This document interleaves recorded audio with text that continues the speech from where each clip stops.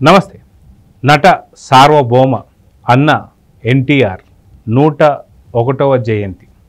అయితే ఆయన ఆధ్వర్యంలో ఉన్నటువంటి తెలుగుదేశం పార్టీ ఇవి 10వ ఎన్నికలని చెప్పి అనుకోవచ్చు. ఒక పక్కన అన్న ఎన్టీఆర్ జన్మదినం కావచ్చు, ఇంకొక 6 రోజుల్లో తెలుగుదేశానికి రాబోతున్నట్టు ఒక ఫలితాలు కావచ్చు. ఇవన్నీ ఎలా ఉండబోతున్నాయి, అసలు తెలుగుదేశం స్టార్ట్ అయినప్పటి నుంచి కూడా ఎలాంటి ఆటుపోట్లు ఎదుర్కొన్నాయి, వీటన్నిటినీ కూడా మనతో పాటు డిస్కస్ చేస్తానికి డివైఎస్ గారు ఉన్నారు. వారిని అడిగి తెలుసుకుందాం. సార్ నమస్తే. నమస్తే సార్.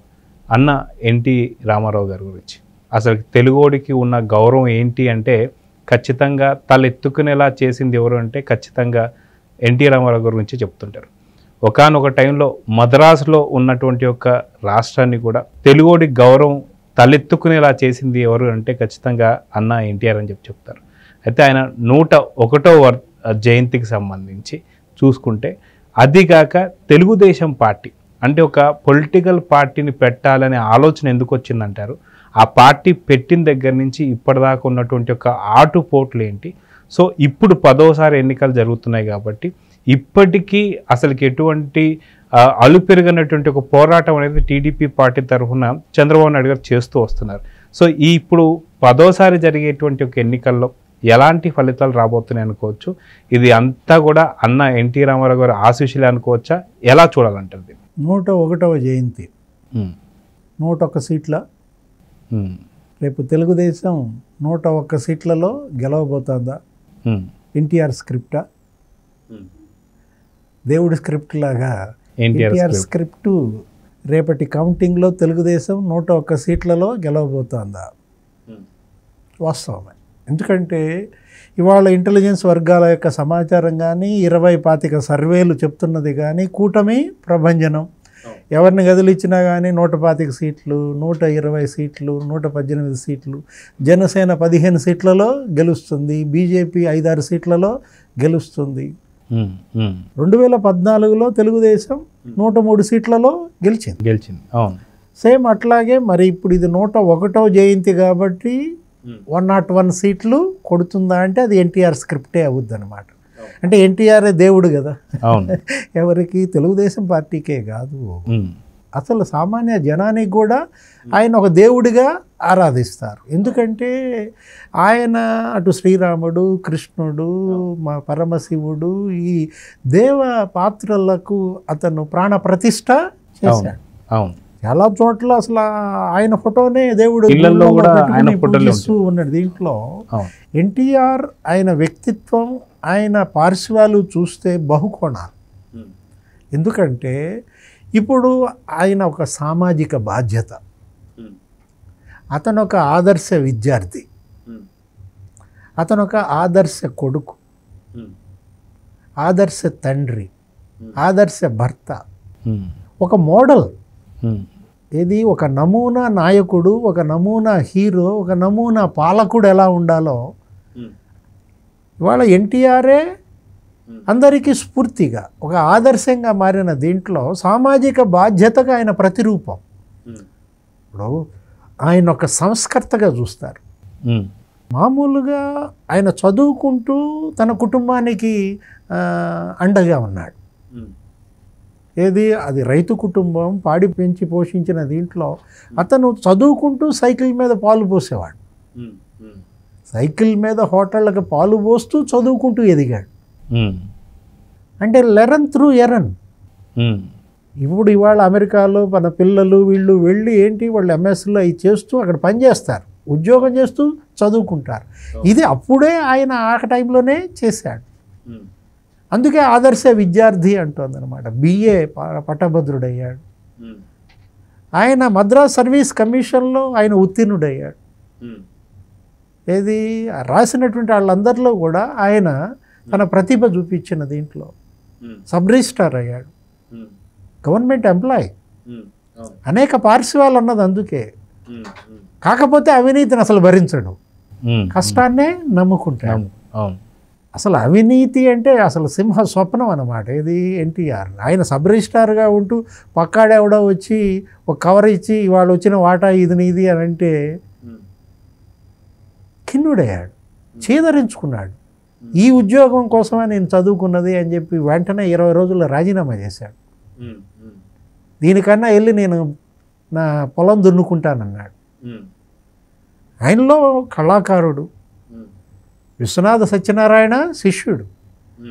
బాలనాగమ్మ అనేదేదో నాటకం వేస్తే మీసాల నాగమ్మగా మీసాలు తీయనన్నాడు వాళ్ళ గురువు గారు. నువ్వు అది లేడీ క్యారెక్టరు, మీసాలు తీయమన్నా కూడా మీసాల నాగమ్మ అని అప్పట్లో కాలేజీలో పేరు.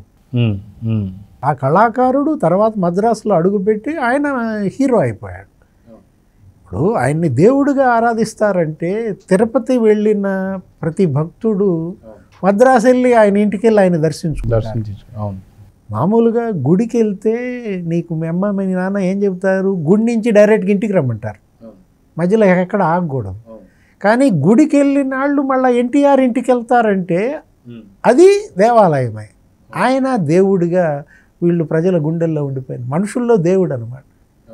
ఆయన తను సంపాదించిన దాంతో సామాజిక బాధ్యత అన్నది అందుకే ఏది దేశ రక్షణ నిధికి విరాళం ఇచ్చాడు. ఇప్పటికీ కేంద్రంలో అది ఆయన పేరు మీద ఉంటుంది, ఎన్టీఆర్ పోలీస్ ఫండ్ అని. జోలే బట్టి విరాళాలు తీసుకుంటాడు. మొదటి విరాళం తనే వేస్తాడు, ప్రజలందరి దగ్గర విరాళాలు సేకరిస్తాడు. రాయలసీమ క్షామ నిధి క్షుద్బాధ, అప్పట్లో వచ్చిన కరువు కాటకం, తీవ్రమైన కరువు, అది మీడియాలో చూసి చెల్లించిపోయి వెంటనే ఆపడిన తన తోటి కళాకారులు తీసుకుని వెళ్ళి జోలెబట్టి విరాళాలు సేకరించి ఇచ్చాడు. క్షామ నిధి. దివిసీమ తుఫాన్ అప్పుడు కూడా అంతే. అసలు ఎక్కడ విపత్తులు వచ్చినా విపత్తుల్లో అండగా ఉండాలన్న ఒక బాధ్యతని ఈ సమాజానికి బోధించాడు. అదే కదా సమాజమే దేవాలయం, ప్రజలే దేవుళ్ళన్న ఒక ప్రజాస్వామ్య భక్తుడు ఎవరు, ఎన్టీఆర్. మానవ సేవే మాధవ సేవ అనేవాళ్ళు అప్పట్లో. కానీ ఒక రాజకీయ నాయకుడు దాన్ని తన సిద్ధాంతంగా తీసుకున్నాడు. తెలుగుదేశం అనేది ఒక పార్టీ కాదు, తెలుగుదేశం అనేది ఒక సిద్ధాంతం, అదొక భావజాలం. దాన్ని ఒక పార్టీగానో దాన్ని ఏదో అన్ని పార్టీలతో పాటు ఒక సాధారణ పార్టీగానో జమ కట్టకూడదు. ఒక కళాకారుడు, ఒక ఆదర్శనీయుడు, ఒక మహానుభావుడు తన సిద్ధాంతాన్ని ఒక పార్టీకి ఆపాదించి పేదరిక నిర్మూలన కోసం, బడుగు బలహీన వర్గాల సాధికారత కోసం రాజకీయ పార్టీని పెట్టాడు. ఈ సమాజం నాకు ఇంత ఇచ్చింది, నాకు ఇంత గౌరవం ఇచ్చింది, వీళ్ళందరూ నన్ను ప్రేమిస్తున్నారు, నన్ను ఆదరిస్తున్నారు, వీళ్ళ కోసం నేనేం చేయాలి అన్న తలంపులో నుంచి పుట్టిన పార్టీ తెలుగుదేశం. అందుకే ఇన్నాళ్లుగా ప్రజల గుండెల్లో అది చిరస్థాయిగా నిలిచిపోయిందంటే ఆ భావజాలం, ఆ సిద్ధాంతం. పేదరిక నిర్మూలన నుంచి వచ్చిన పథకాలే ఇవన్నీ. ఈ 2 రూపాయల కిలో బియ్యం కానీ, తర్వాత మొన్న చంద్రబాబు పెట్టినటువంటి అన్నా క్యాంటీన్లు కానీ, ఇవన్నీ కూడా ఏంటంటే ఆకలితో ఉన్నాడికి అన్నం పెట్టాలా. అది సోషలిజం కాదు, కమ్యూనిజం కాదు, హ్యూమనిజం అన్నది అదే. ఆయన ఒక నీతి, నిజాయితీ, విలువలతో కూడిన రాజకీయం, కేంద్ర రాష్ట్ర సంబంధాలకు ఒక నిర్వచనం ఇచ్చాడు, బీసీలకు రాజ్యాధికారం ఇచ్చాడు, రిజర్వేషన్లు 20% ఇచ్చి ఇవాళ బీసీలు ఇవాళ ఇంత పెద్ద ఎత్తున రాజ్యాధికారంలో భాగస్వాములు అవుతున్నారంటే అది ఎన్టీఆర్. యనమల రామకృష్ణుడు, ఎర్రన్నాయుడు, అచ్చెన్నాయుడు, కొల్లు రవీంద్ర, కేఈ కృష్ణమూర్తి, దేవేందర్ గౌడ్ వీళ్ళు ఉద్దండులుగా మారారంటే బీసీ రాజ్యాధికారం ఇవాళ ఆయన పునాది వేసింది. మహిళా సాధికారత, దేవదాసి సిస్టమ్ను రద్దు చేశాడు, జోగిని వ్యవస్థను రూపుమాపాడు, మహిళలకు రిజర్వేషన్లు ఇచ్చి వాళ్ళని రాజకీయాల్లో ప్రోత్సహించాడు, ఆస్తి హక్కు కల్పించాడు, మహిళల చదువు, మహిళా యూనివర్సిటీ స్థాపించాడు, మహిళా సాధికారత, రైతు సంక్షేమం, రైతు బిడ్డగా రైతు భూమి పన్నేంటని అడిగాడు, నీటి తీరువా పన్నేంటని అడిగాడు, పన్నులు రద్దు చేశాడు, ట్రాక్టర్ మీద పన్నేంటన్నాడు. అసలు మామూలు విప్లవాత్మక సంస్కరణలు ఇవన్నీ కూడా ప్రజల వద్దకు పాలన తెచ్చాడు, మాండలిక వ్యవస్థని నెలకొల్పాడు. అలాంటి పార్టీ ఇవాళ 42 ఏళ్ళు 10 ఎన్నికలు పోటీ చేసి ఇప్పుడు ఇది 10వ ఎన్నిక. ఆ పార్టీని నామరూపాలు లేకుండా చేయాలనుకున్న వాళ్ళు ఆ పార్టీని ఫినిష్ చేస్తామన్న వాళ్ళు ఫినిష్ అయిపోయారు. అంటే దేవుడి స్క్రిప్ట్ అన్నమాట. ఇప్పుడు కరెక్ట్గా ఈ ఎన్నికల్లో 101వ జయంతి, మళ్ళా రేపు కౌంటింగ్ వచ్చిన దీంట్లో 101 సీట్లు తెలుగుదేశం గన్ షాట్గా గెలుస్తుందా చూడాలి, రేపు కౌంటింగ్లో తెలుస్తుంది.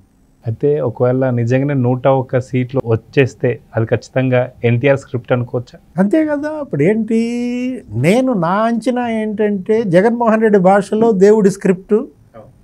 ఆయన ఏమన్నాడు, 23వ తారీఖు 23 సీట్లే వచ్చాయి తెలుగుదేశం పార్టీకి, 151 సీట్లు నాకు వచ్చాయి, ఇది దేవుడి స్క్రిప్ట్ అన్నాడు అప్పట్లో.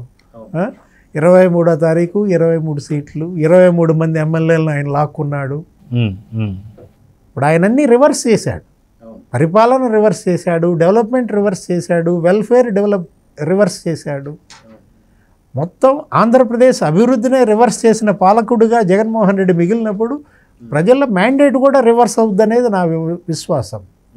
అది అసలైన దేవుడి స్క్రిప్ట్గా నేను భావిస్తాను. ఏది 151, 23 తిరగబడాలి.